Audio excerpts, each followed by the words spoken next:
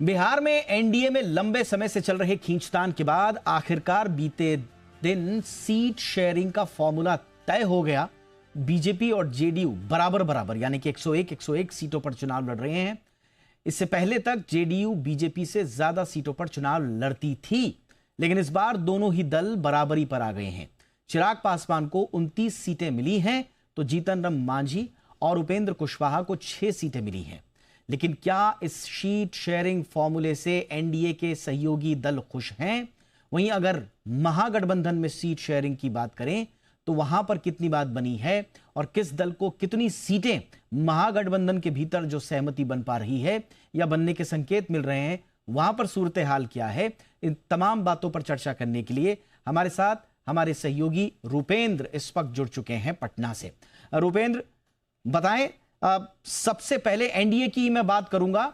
Seat sharing का formula तो तय हो गया, लेकिन दूसरी बार एनडीए के कैंडिडेट्स के नामों का ऐलान भी टल गया है।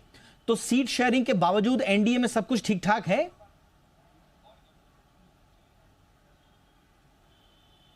देखिए, सीट शेयरिंग के बावजूद भी एनडीए में सब कुछ ठीक ठाक नहीं है। सीट शेयरिंग से पहले जिस तरह से चिराग पासवान को सीट देने की बात हो रही थी और उसको लेकर कहीं ना कहीं जीतन राम मांझी और उपेंद्र कुशवाहा नाराज चल रहे थे। इन लोगों का कहना ये था कि हम लोग पुराने लीडर हैं, हम लोग का एक जनाधार है, हम लोग की जो कास्ट के वोट है काफ़ी है और उसके हिसाब से हमको सीट दिया जाए। जीतन राम मांझी ने 15 की मांग किया था, उसी के आसपास में उपेंद्र कुशवाहा ने मांग किया था 20 पर। एलजेपी आर जो चिराग पासवान की पार्टी है उसको देने की बात हुई थी, लेकिन उनको 29 सीट मिल गए। 29 ही सीट नहीं मिली, बल्कि साफ तौर पर उसमें वो सीटें मिली जो कहीं ना कहीं बीजेपी और जेडीयू की जो है सिटिंग सीट है। तो साफ तौर पर उस समय तो आपको कोई प्रेस कॉन्फ्रेंस नहीं किया गया, सोशल मीडिया के माध्यम से जानकारी दे दी गई। लेकिन जीतन राम मांझी उसी समय पटना के लिए रवाना हो गए थे दिल्ली से, और दिल्ली से जब पटना आए उस समय उनके दो तरह के बयान आए। एक बयान में उन्होंने कहा खुश हूँ, दूसरे बयान में कहा कि नहीं, मैं खुश नहीं हूँ। आज जीतन राम मांझी ने अपना दर्द बयां किया। आज जीतन राम मांझी ने कहा कि मैं एक गरीब हूँ और गरीब को इतनी सीटें मिली है, भीख के समान ये सीट मिली है। उन्होंने कहा कि हमारे जो भी कार्यकर्ता हैं इससे नाखुश हैं। तो साफ तौर पर जीतन राम मांझी ने अपनी बात कही। तो वहीं उपेंद्र कुशवाहा तो कैमरा के सामने नहीं आए, लेकिन उन्होंने एक्स पर पोस्ट किया और उन्होंने साफ उस पर पोस्ट किया कि ये दर्शाता था उसमें कि जहां वो लड़ना चाह रहे थे, जहां उनको सीटें मिली थी, वहां पर उनकी धोखाधड़ी उनके साथ हो रही है और गठबंधन के ही दल के लोग जो है धोखाधड़ी कर रहे हैं। ये चीज़ उन्होंने दर्शाया। उसी समय गिरिराज सिंह जो केंद्रीय मंत्री हैं उनका जो है एक पोस्ट आता है और उस पर जिस तरह से चिराग पासवान हमेशा बोलते हैं कि मेरा स्ट्राइक रेट 100 है, तो उन्होंने 2010 के चुनाव को दर्शा दिया और उन्होंने कहा कि 2010 के जो नतीजे आए थे उस तरह नतीजे जो हैं अभी तक नहीं आए। विपक्ष के जो पास खुद नेता प्रतिपक्ष बनाने की संख्या नहीं थी, उन्होंने दर्शाया और बोला कि जो जीती हुई सीट रहती है, जो मजबूत सीट रहती है, उसको लेकर अगर कोई कहता है कि इतर तमाम जो कुनबे हैं वो अपना बाहुबल दिखा रहे हैं, ट्रैक रिकॉर्ड दिखा रहे हैं और ट्रैक रिकॉर्ड के हिसाब से अपना हिस्सा मांग रहे हैं। लेकिन क्या लगता है अब कब तक वेट करना पड़ेगा रूपेंद्र? 16 तारीख को अमित शाह आ रहे हैं, तो उससे पहले बातें सुलझा ली जाएंगी या अमित शाह के पटना आने के बाद ही मामला तय हो पाएगा? एनडीए में क्या सूरत हाल हो?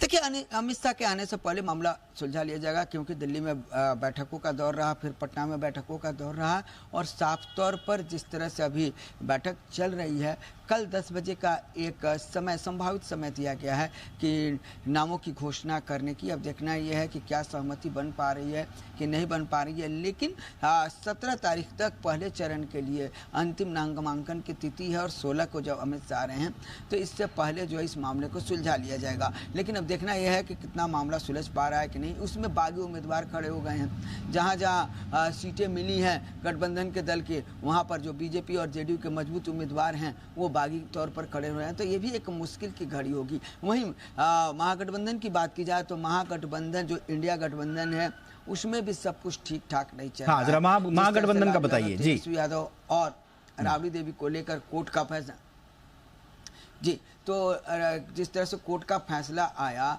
और उन लोगों ने साफ तौर पर जो जज ने कहा कि ये आरोप स्वीकार करते हैं कि नहीं, तो उन्होंने स्वीकार नहीं किया, तो अब उन पर मुकदमा चलेगा। इसके बाद कांग्रेस एक बार्गेनिंग कर रही थी, प्रेशर पॉलिटिक्स कर रही थी और कांग्रेस और प्रेशर पॉलिटिक्स करने लगी।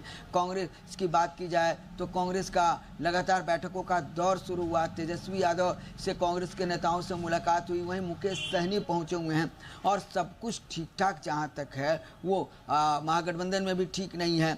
लालू यादव अभी दिल्ली से पटना पहुंचे हैं।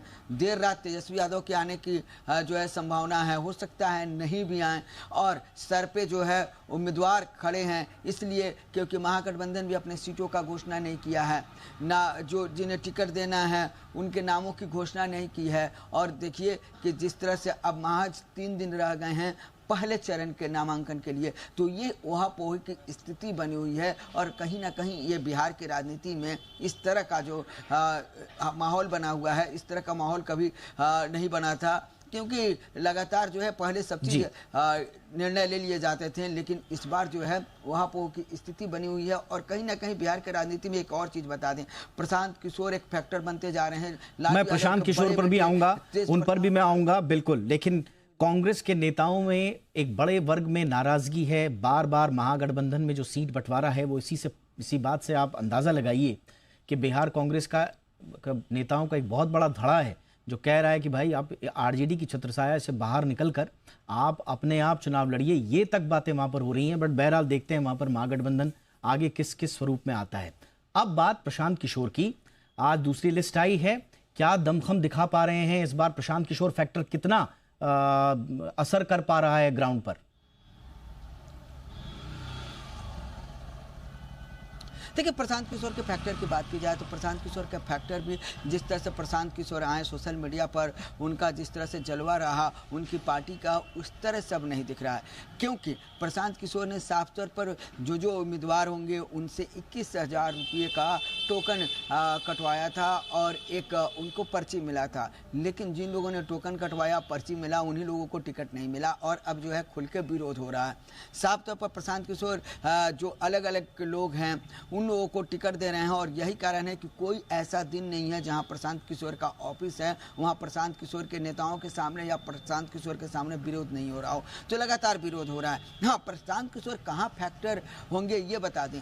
जैसे कि जो भी आरजेडी हो, बीजेपी हो, जेडीयू हो, वहाँ जो मजबूत कैंडिडेट हैं और उनको टिकट नहीं मिलता है और वो अब प्रशांत किशोर के साथ जा रहे हैं, तो कहीं ना कहीं वो फैक्टर हो सकते हैं, क्योंकि वो लोग निर्दलीय भी लड़ेंगे तो मजबूत स्थिति में रहते हैं। तो ऐसे लोग को प्रशांत किशोर चुन रहे हैं, तो ऐसे लोगों को चुन रहे हैं। अगर 10-12 बिहार की राजनीति में कौन से किरदार में आएंगे? किंग मेकर की किरदार में आएंगे, वोट कटुआ के किरदार में आएंगे, या खुद के बलबूते सरकार बनाने की स्थिति में आएंगे? इस पर सबकी नजर रहेगी। बिहार की पॉलिटिक्स में फिलहाल जबरदस्त एक्शन चल रहा है। बहुत बहुत धन्यवाद रुपेंद्र इन तमाम जानकारियों के लिए आपका। Thank you.